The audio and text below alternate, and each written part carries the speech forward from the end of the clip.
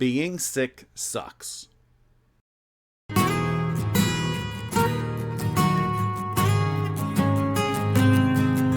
But it could have been worse. Hi, and welcome to Quilt Meets World, where we have adventures in piecing and joy. I'm Russ, coming in my sewing room. Yep, I got sick. I think my vlog last week had the starts of me not feeling well. In fact, shortly after I recorded, my friend David called and we were talking, and he said that I sounded like I was getting sick. I tried not to, but I failed. But because, he brought it up, I decided I'm going to blame him. I took several tests over the next couple days, trying to ensure that it wasn't the plague, and everything stayed negative. So it wasn't the plague. I mean, I did get the shot, and I also got my flu shot, so I know they don't cover everything, but I was just like, on the positive side of things.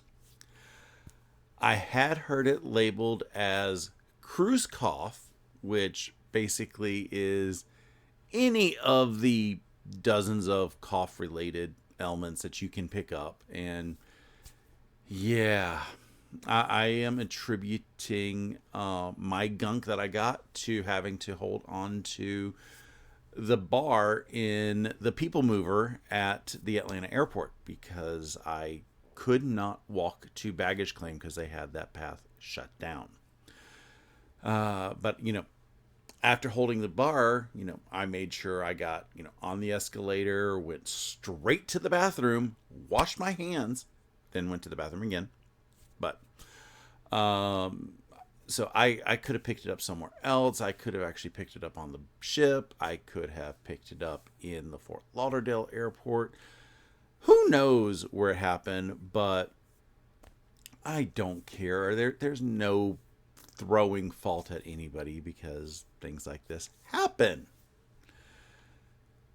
Honestly, though, it was mostly nasal congestion. So, I decided to go to the local pharmacy and say, hey, I need some of the Sudafed stuff, but the, store brand, not the name brand. And I had to get the stuff behind the pharmacy because it's the good stuff, the stuff that actually works. If you're getting the stuff that's in the aisles, don't get it. It doesn't work. I don't care what you think. That's placebo effect. You can Google it, search it. That stuff does not work. The stuff behind the counter does, if you need the Sudafed stuff, that is. So it helped clear up a little bit of the stuff, but it felt like it was almost a losing battle. Eventually I did get suggested, hey, you should probably add the Mucinex stuff to your regimen. And that helped a lot. Although, Mucinex makes you cough. The Sudafed tries to drain things. I've still been coughing, but it's good. I was also doing sinus rinses with my neti bottle because that always helps a lot when my nose gets all gunky. And yeah, I won't discuss the gunk that was coming out, but let me just tell you, it was good. But that's really what caused my cough and a little bit of raspy voice. I think at one of my events, I was like, look, I could hit the deep notes. Swing low. You see, I can't even hit down there right now because I'm getting better. But yeah, I hit the deep bass over like Friday night and Saturday morning. The raspy voice that I had was heard in my video that was released Saturday morning. That was the final week of Fort Worth Fabric Studios' Glow and Behold Mystery Table Runner. That was their project. It was the first project they've had since January. They've had stuff going on there. And, when it's, projects like that, you can't say, give me something all the time. So we appreciate that they were able to take some time out of their busyness and give us a new project. And it came out gorgeous. I can't wait to get it quilted, which I still have my July project sitting on the long arm untouched. We won't discuss that. And I definitely can't wait to see what next mystery project Fort Worth Fabric Studio has in store for us next time. When's it going to be? I don't know. I don't get told these things. I find out when you find out, which is usually when they change the Facebook group name. So if you are following with the Fort Worth Fabric Studio stuff, make sure you're on the Facebook group and you'll know about the same time I know. That video on Saturday was pre-recorded because my friend Steven of The Idiot Quilter hosted his autumn virtual retreat. Maybe he called it the fall virtual retreat. Whichever season he called it. It was a virtual retreat and I wanted to attend it. The retreat was a lot of fun and his guest speakers were amazing. I got to learn quite a bit about them and the stuff that they do, the directions that they go. And now I can't wait to see what he's going to have in store for his spring virtual retreat, which is going to be approximately 6 months down the line. Spring is approximately 6 months away from fall. So he hasn't officially decided any dates yet, but he says that he is already starting the planning. So excited. During his retreat, though, I managed to get 2 things done. The first thing I got done, excuse me, was my pre-homework for the Kona block of the month. I'm doing that on a monthly basis. We just finished October. Spoiler alert for a little bit in the video. And before I do those videos, I make sure I have all of my half square triangles cut because that's the longest part of the process. So I made sure I got those done and got those as quickly as I could through, which was still really slow. The second thing I got done was more work on the Arctic Elegance quilt pattern that I had started on the cruise earlier this month. It's a slow process, but I managed to get all of the center square and a square blocks completed, which was a lot of them. Okay, 30, because there's 30 blocks. I already 2, so 28 are in here. But getting all those done was quite a bit. I had already had 2 of the corners done. I needed to get them pressed and then trimmed and get the other 2 corners on pressed and trimmed. And amazingly, because I had my sewing machine with my equipment and everything that I'm comfortable with, I didn't have to seam rip anything, unlike when I was at the retreat. Again, it's comfort. Not saying that there's anything wrong with their machines. It was just comfort level with everything. So I did get further after that, and I started pressing. Basically, these are the other square and squares. There's like 120 minus 8 of these that I have to do. So I have them pressed. I still have to do the trimming. As you see, the back is still on there. I press first, trim second, and then put the other pieces on. And then I have this pile left to do and this pile left to do. So I still got quite a few to get through with the pressing and then get the trimming, but I did get a lot of progress done in my opinion. So, yay for me. On Sunday, I was joined right here on my channel by my friends David and Julie as we worked on October's Kona block of the month. If you saw that video, yeah, I've never been so annoyed at a block in my life. I don't know how I did it, but I'm blaming being tired being slightly sick and everything, I ended up sewing a couple pieces upside down somehow. And then, as part of the seam ripping process, I ripped into the fabric in one of the blocks. Don't know how I did it. I think this is the first time I've managed to rip into fabric. So there's a first for everything. The good thing is they give us extra fabric in our charm pack. So I just had to go into the charm pack, grab another square, another background square to make the half square triangle that I needed and get everything back in order. Took a little bit, especially with all the seam ripping I had to do, but in the end, I think all of our blocks came out spectacularly. It was, a lot of fun. The rest of the week was basically just spent trying to get better. The Mucinex has helped a bit, but, that still makes you cough more because it's trying to cough up all the gunk. My voice is mostly back. I will let you be the judge of that because, you can hear me a lot better than I can hear me. I'm probably still sounding pretty nasal, but, I can live with that for a little while. How was your week? Were you at the retreat and had an awesome time like me, or did you do something else? Let me know in the comments below.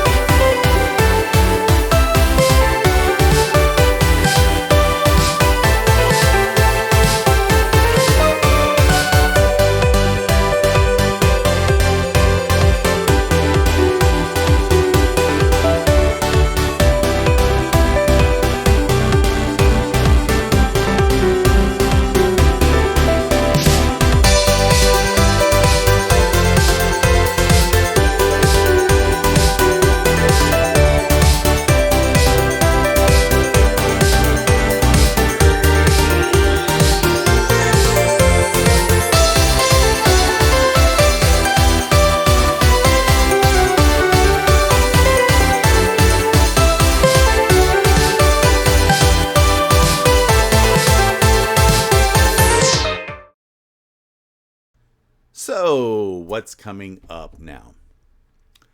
I was supposed to have my autumn HVAC maintenance this morning, but yeah. Last night before I left work, I got a call from the company saying that they've had a giant influx of calls from folks with no heat. And they were asking if I'd be willing to shift my maintenance date. My first comment, of course, was, why do we need heat in this weather? It's gorgeous. I mean, it's in the 50s, so yeah. But I'm also, somebody who understands that some people do need heat, and no heat is a much bigger problem than, me getting my HVAC looked at. So I was like, yeah, prioritize those folks, get them up and running, and we can reschedule me. So Let me know when. They ended up saying, well, how does a Saturday work for you? And I was like, well, I can't be available during this time to this time. Basically suggesting my live without them saying live. So she's like, yeah, we'll put you as the first call of the day. So they'll be there at like 8 or so and have you done within like an hour. I'm like, okay, great. That's awesome. So I am now rescheduled for the 8th. And, if something shifts with their stuff, I'll accommodate them because, I got to be a little bit flexible. They're doing awesome stuff for me. I got to do some awesome stuff for you. So if something does shift, I will let you guys know, but I'm not planning on anything having to shift that day. But Russ, you're saying, that's 2 Saturdays from now. What about this Saturday? Well, I have some information for you there. And this time, it's not a, let's see what I come up with. I may have said this before, but my sister is commissioning me to make a few quilts for her besties at work. And one of the quilts uses a Nantucket Summer jelly roll. And we know how much I love Nantucket Summer. And, jelly rolls mean a lot less cutting. So I'm going to pull that pattern out and start sewing it up this weekend. It's going to be at least a 2-parter. The first day, which is going to be this Saturday, is just going to be mindless sewing of jelly roll strips into pairs. I'm going to have them all paired off beforehand. And while we are chit-chatting and hanging out on Saturday, I'm just going to be running the jelly roll through the machines. Or jelly roll strips through the machine, singular. The second live, which will be the following Saturday, I will have all of the jelly roll pairs cut, and it'll be time to make blocks. So we will make some of the blocks on my live, and I will get the rest of them done afterwards. And maybe I will have a third live, which will be sewing the blocks together. We'll see about the third, because as I'm starting to get the blocks together, I may just say, I need to put these together.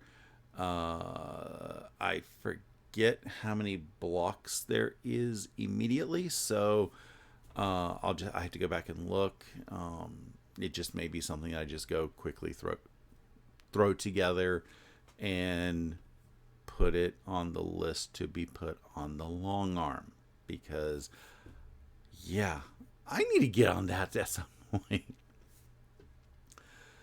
Other than my live that is going to be scheduled for Saturday, it's just going to be a whole bunch more of pressing and trimming these units and trying to get the other corners on as soon as I can, because I've already seen one person that I met on the cruise, and he has his top completed, and I'm kind of jealous after seeing it. So I understand also that I have a lot less time than some people sometimes. So I know why I'm not done yet, but it is what it is. He did get quite a bit done on the cruise as well. He was working on things block by block, not chain piecing like me. So again, it's all what works for each of us. Anywho, I think that is going to be about it for today's video. Sharing my shenanigans with you is the highlight of my week. I mean, what else am I going to do? Buy more honey roasted M&Ms? Oh, wait, I did that on Sunday. Like, comment, and subscribe if you want to support my channel. That is the easiest way to get YouTube to throw my name out to other folks that are like you and potentially interested in my shenanigans. I hope you have a wonderful rest of your day and an awesome week. Until next time, stay happy, and remember, always measure your life in love.